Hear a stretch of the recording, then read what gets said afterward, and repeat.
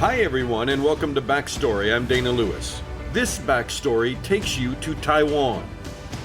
If you know your history, this nation of 22 million people has existed since the end of the Chinese Civil War in 1949, when the defeated nationalist government fled to the island as the communists under Mao Zedong swept to power in China.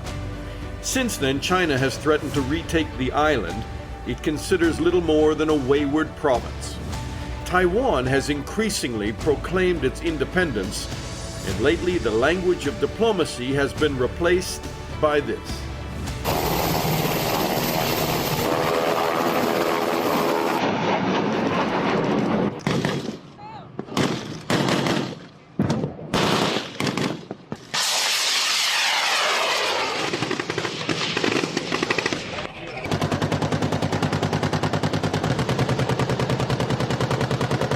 The sound of war drills as both sides flex military muscle, and Taiwan's president Tsai Ing-wen says Taiwan is not about to become another Hong Kong.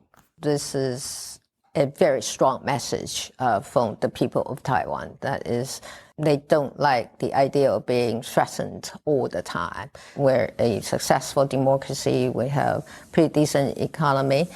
Respect from China. China has been intensifying its threat. And they have all sorts of actions, military exercises, and they have their military vessels or aircraft cruising around the island. And also with the things happening in Hong Kong, people get a real sense that this threat is real. But the situation has changed. So we're facing a very different situation now. We are an independent country already, and we call ourselves Republic of China-Taiwan. Exclude the possibility of a war at any time.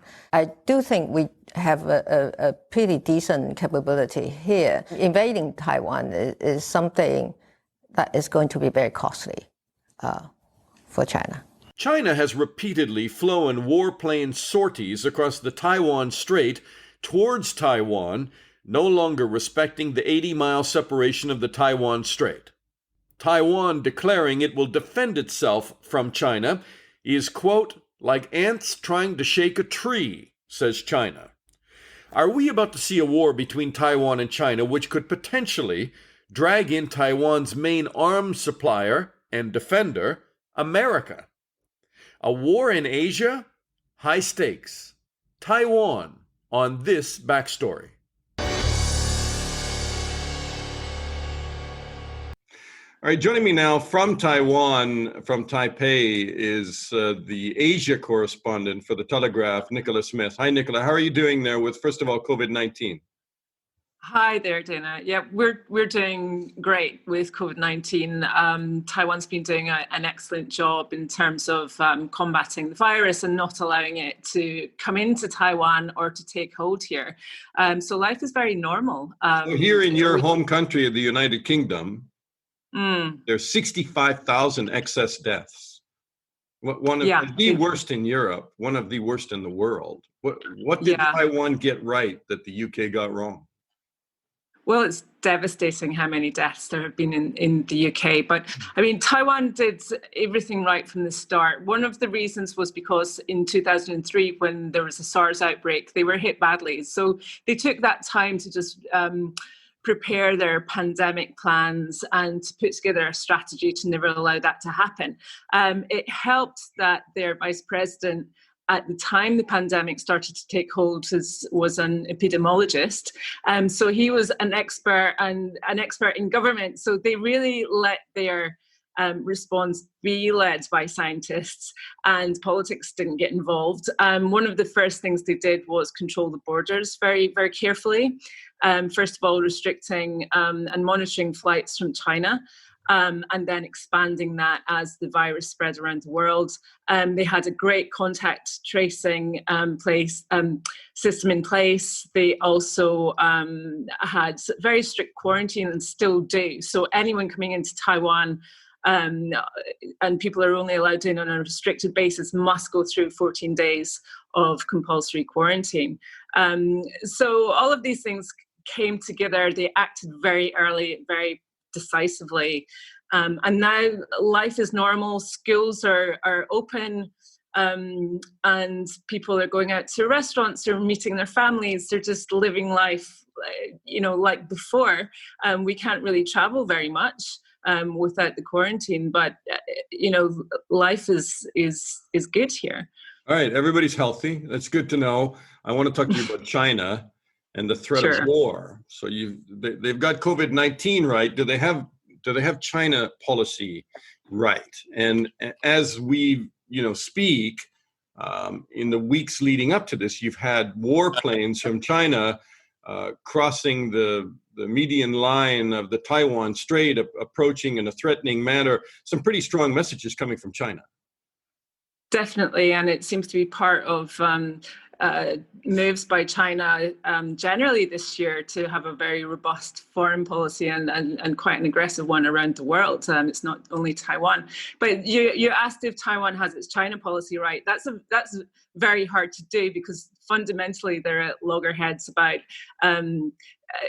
the status of Taiwan, and there really can't be any compromise there.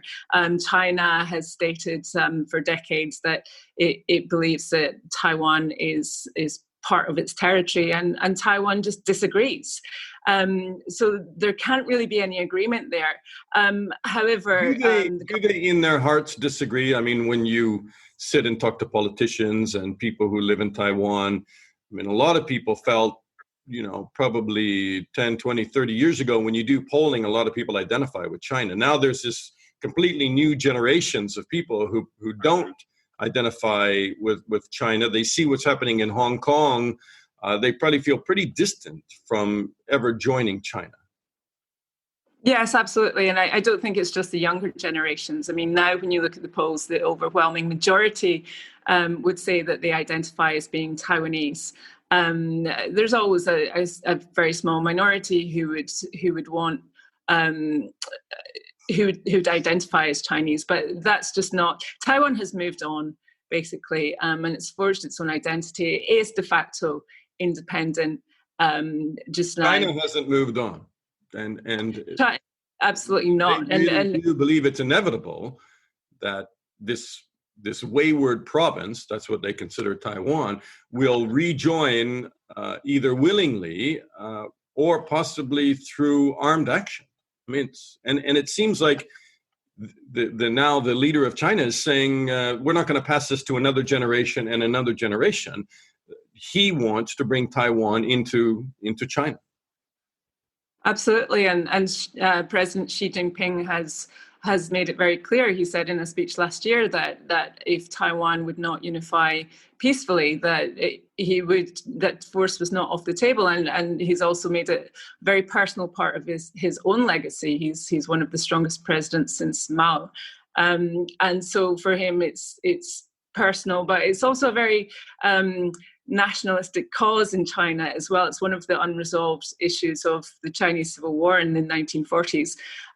So you see this rise of nationalism in China and taking back, well, it's not even taking back, Taiwan was never ruled by the Chinese Communist Party, but incorporating Taiwan into China is a very big national issue in China. It's not just the government. I think, a lot of the population's behind that sentiment as well.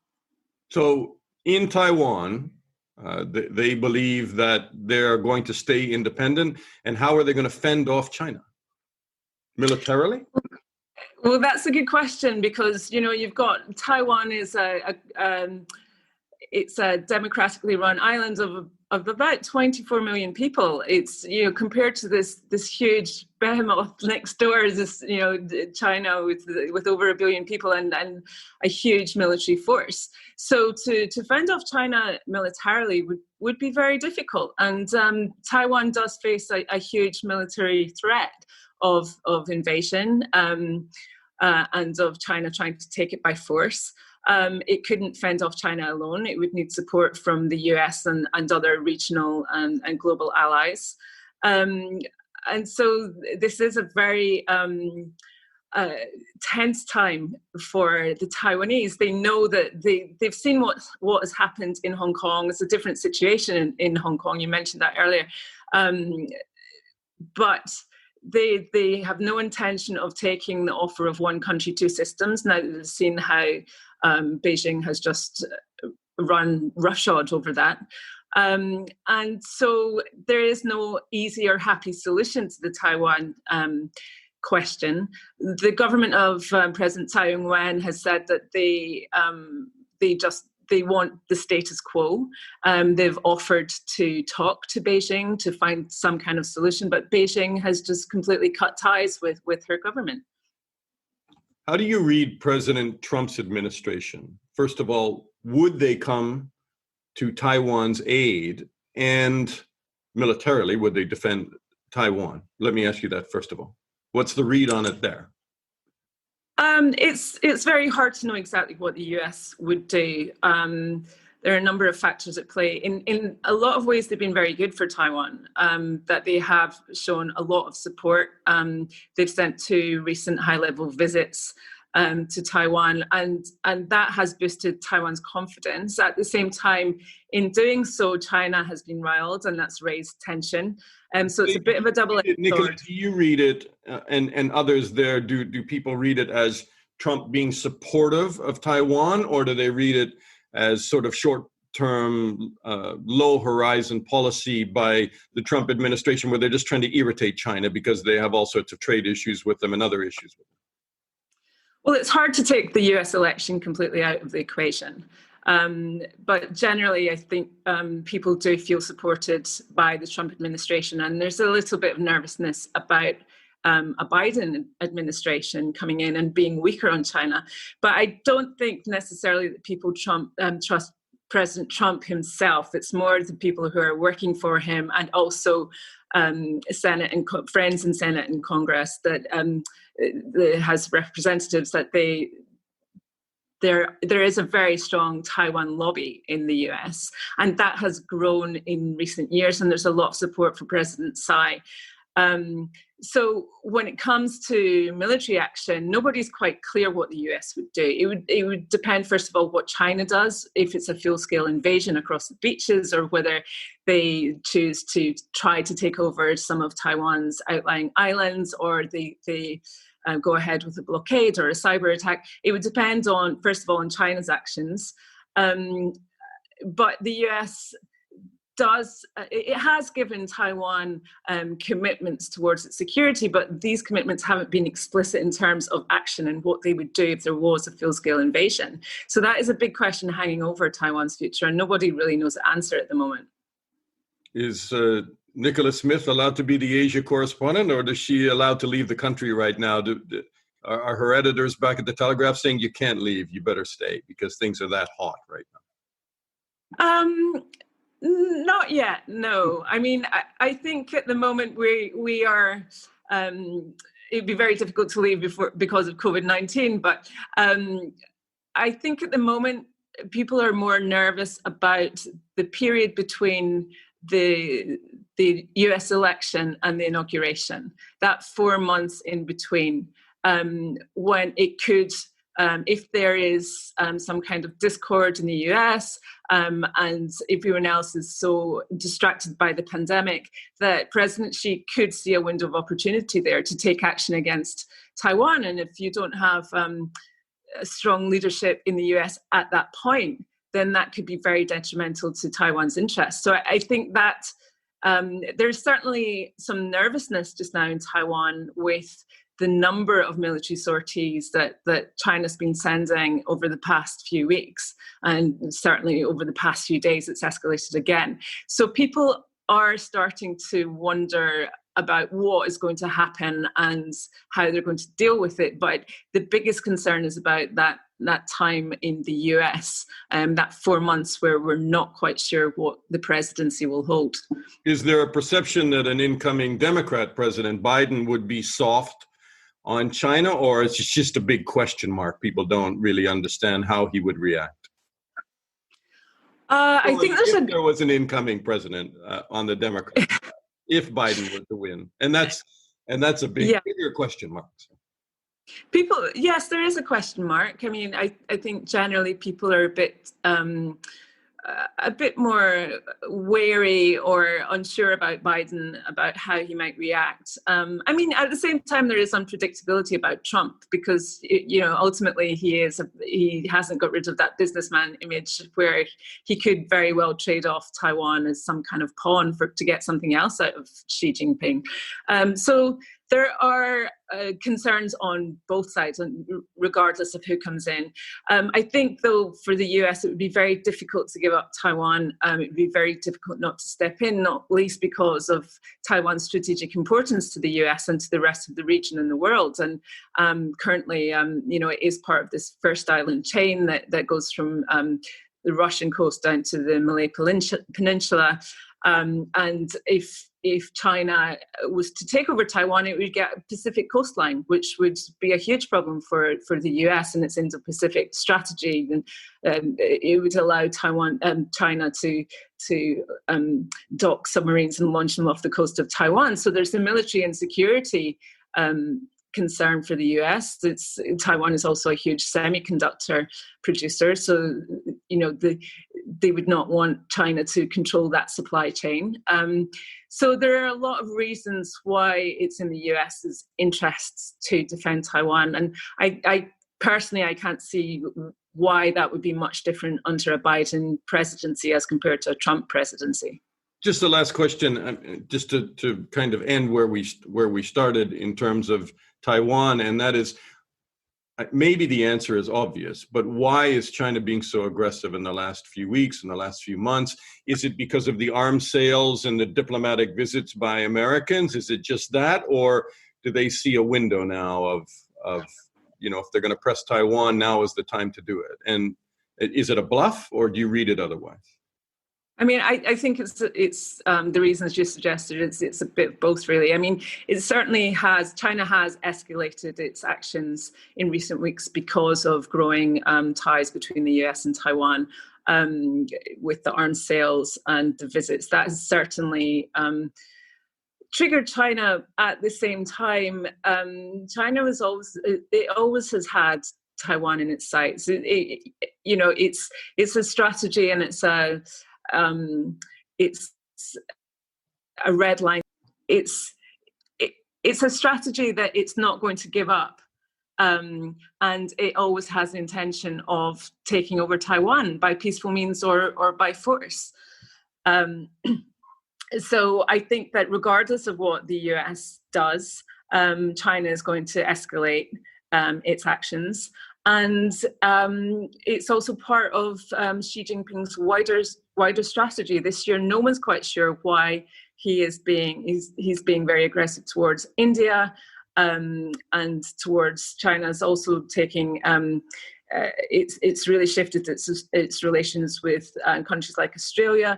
And so there is a lot of speculation, and no one really knows if this is true, but there's a lot of speculation that many of these very hardline foreign policy actions have been motivated by President Xi trying to distract the domestic audience from some serious domestic problems with the economy, with the coronavirus, with severe flooding this summer. This is a classic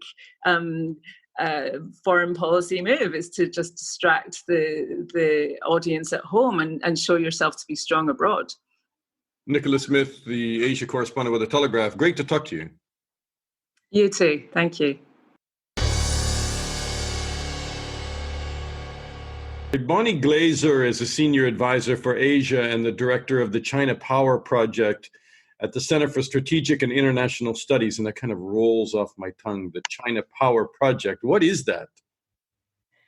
Well, it is a data-driven website to evaluate how China's power is evolving relative, of course, to other countries in key areas pertaining to economics, technology, military, international image, and social or soft power. All right. Bonnie is just not another kind of think tank person, because when I read back through your resume, Bonnie, you've been doing this for a couple of decades at least, and you understand China very well. Well, I think those of us who have studied China for decades know there is more that we do not know than we do know.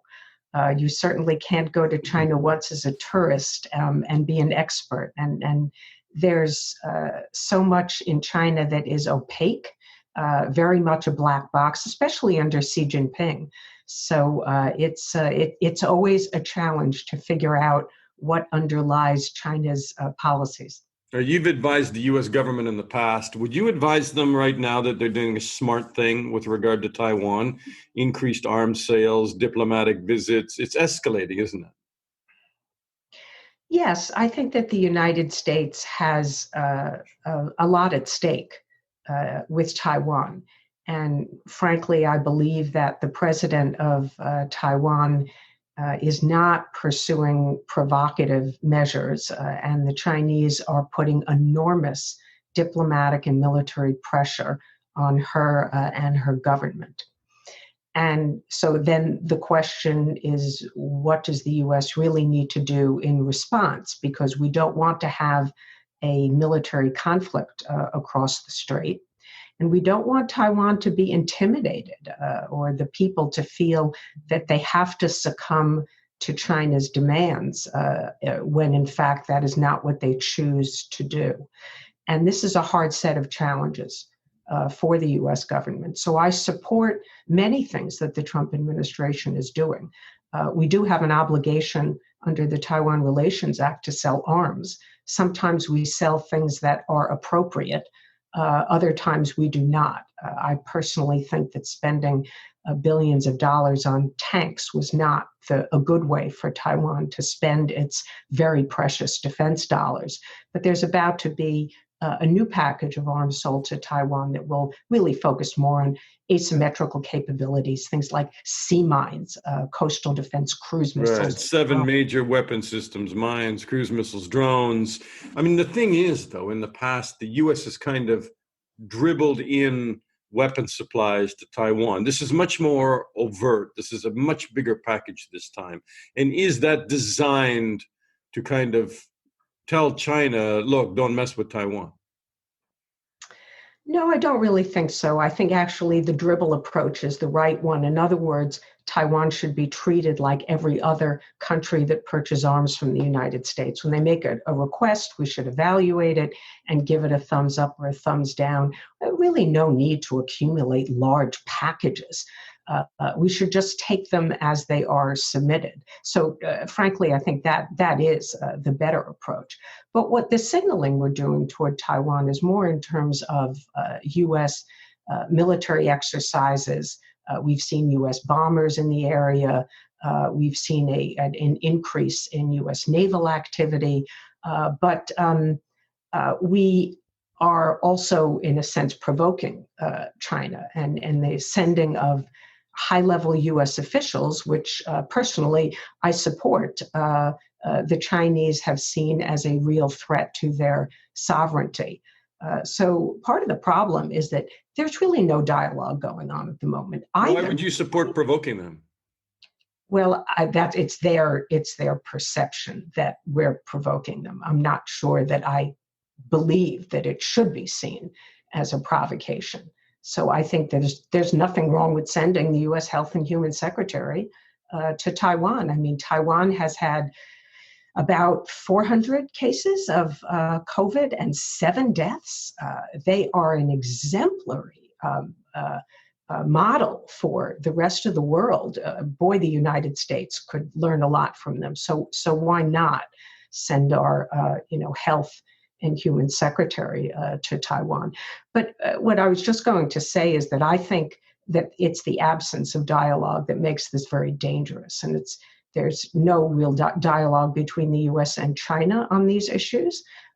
Conflict prevention and management, and there's really no conversations between China and Taiwan either. You know, when you talk about dialogue, though, I would think that normally you have a conflict, you have dialogue, and you move towards resolution. The whole ability to keep peace with Taiwan and China for 40 years and more would be that you simply don't address the issue. and you keep it vague. And that seems that status quo of murky smoke and mirrors has kind of kept peace between China and Taiwan, because the U.S. has a one China policy. And I'm not even sure what that means. Maybe you can define it for me. It's independent. It's not independent. Where are we now? Well, the U.S. does not take a position on who has sovereignty over Taiwan. So it doesn't recognize Taiwan's claim to sovereignty, nor does it recognize the PRC claim. And the one China policy is essentially that Beijing represents China in the international community. But if we go back to the language of the Shanghai Communique, the United States acknowledged China's claim over Taiwan, but it did not recognize that claim. And this is a difference between Beijing and Washington today. All right. So anybody who doesn't understand this, because I know you've lived with it for a long time, that sounds confusing, and I think it's meant to be a little confusing. And that is, Ronald Reagan gave 6 assurances to Taiwan in 1982, and that was recently declassified, right? I haven't read the documents, but it was recently declassified, and everybody says that reportedly there is a very clear commitment to defend Taiwan against an attack by China. Correct? No. Okay. The 6 Straighten me out. The 6 assurances do not pertain to a promise to attack, to defend Taiwan if attacked. Were there subsequent promises to that? No. In fact, under the Taiwan Relations Act, the United States does not have an ironclad commitment to Taiwan to defend it. This is something that would be left up to the president and the Congress if there were to be an attack on Taiwan. And so there are people now who are advocating, both experts and members of Congress, that we should abandon what is often referred to as strategic ambiguity. In other words, not making clear whether we would come to Taiwan's defense, and adopt a position of strategic clarity. So some people think changing that declaratory policy and giving the president an advance authority to send troops if China is attacked, that will deter China.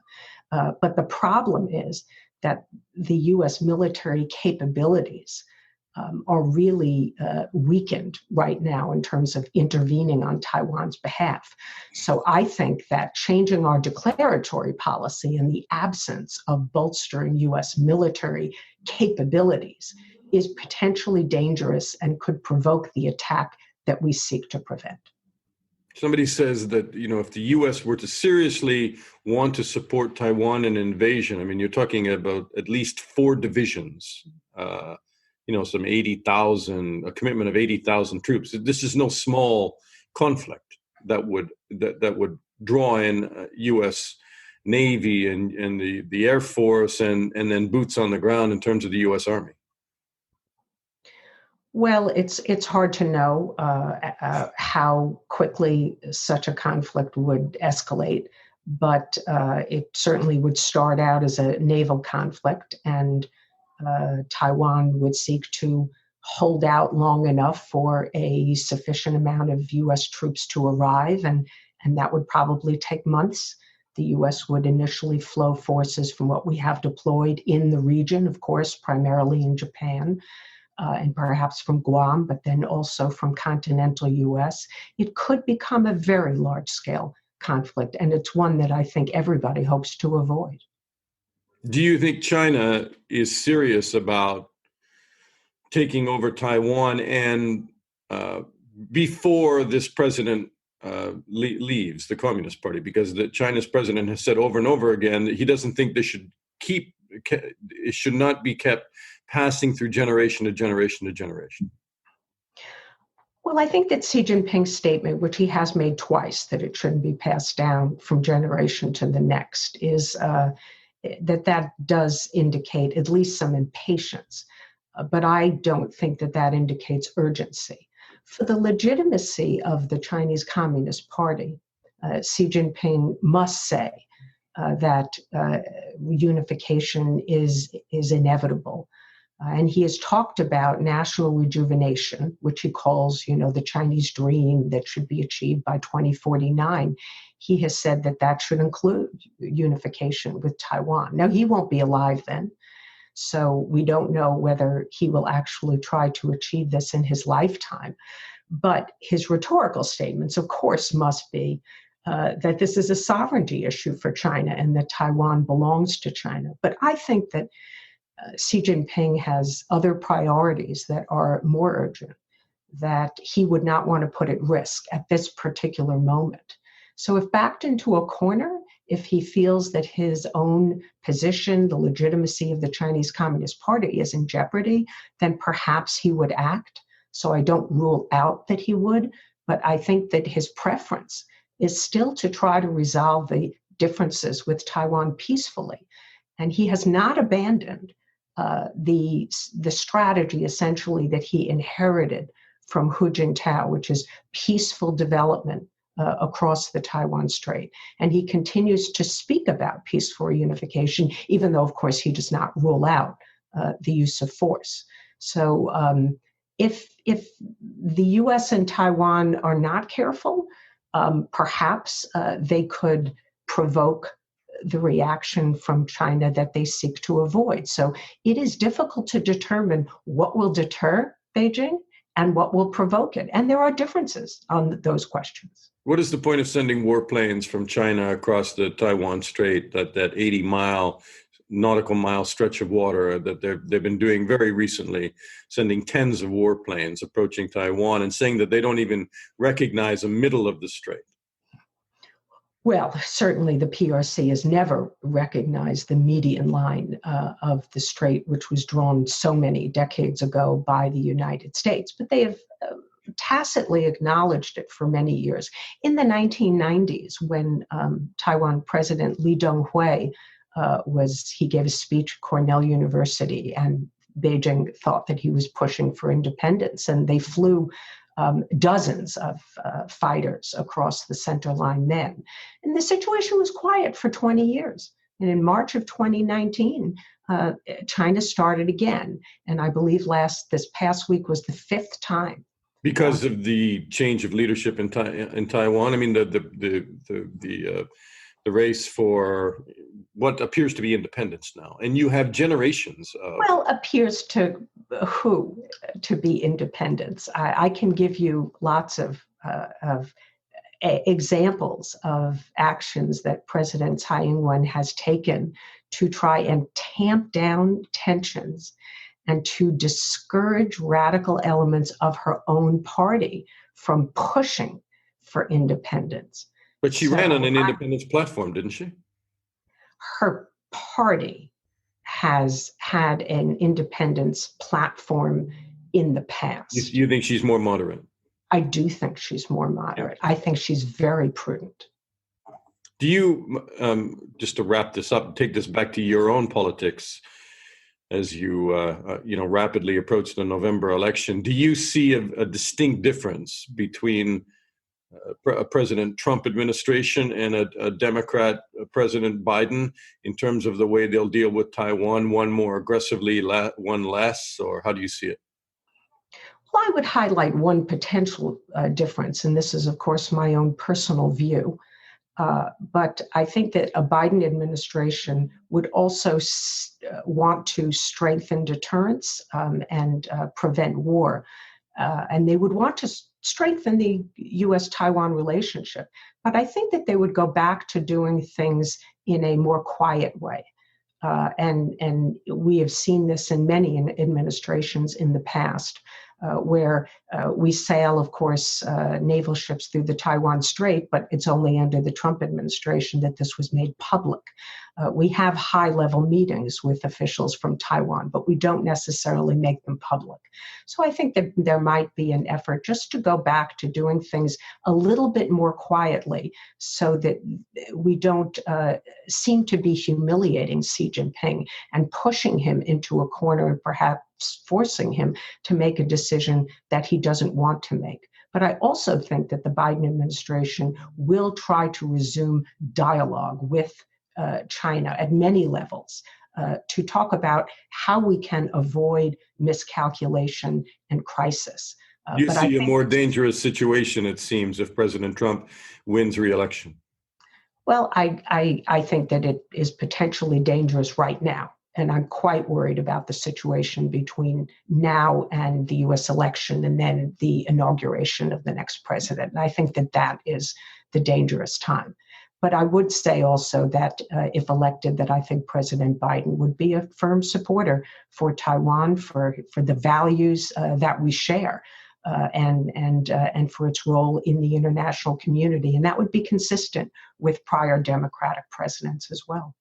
Are you more worried? I promise it's the last question, Bonnie. Are you more worried now?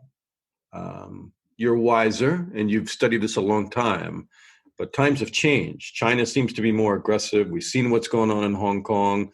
The U.S. under Trump is much more outspoken with regard to Taiwan and more overt. Are you more concerned now than you've ever been in terms of a possible conflict between Taiwan and China?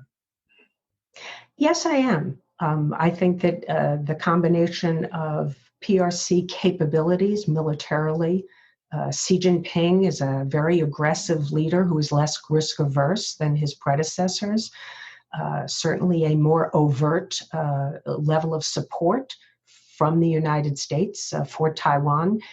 And yet the factor that is perhaps least worrisome to me is actually Taiwan's policies itself. And in the past, when we've had a risk of conflict at times, and like when Chen Shui-bian was president, Taiwan was seen as the provocateur. So the dynamics are quite different today. Bonnie Glaser, at the Center for Strategic and International Studies. Terrific to talk to you. Thank you so much. Thank you for having me. And that's our backstory on Taiwan. Subscribe to this podcast. We are now in season 2, and I've made real attempts to keep the podcast as international as possible because international news is undercovered by most news organizations.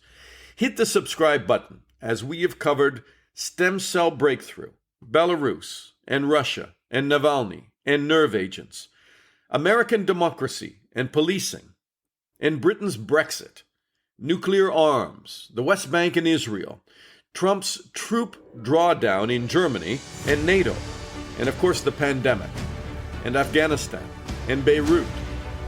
Our interviews include former foreign ministers, American army commanders, epidemiologists. We've all had to learn to say that word a lot this year. Prime ministers, police, experts on biological chemical warfare, nuclear arms negotiators, and the people I have great respect for, journalists who have been there, done that, and know what's happening. I'm Dana Lewis. I hope you will share our podcast and keep listening. And I'll talk to you again soon.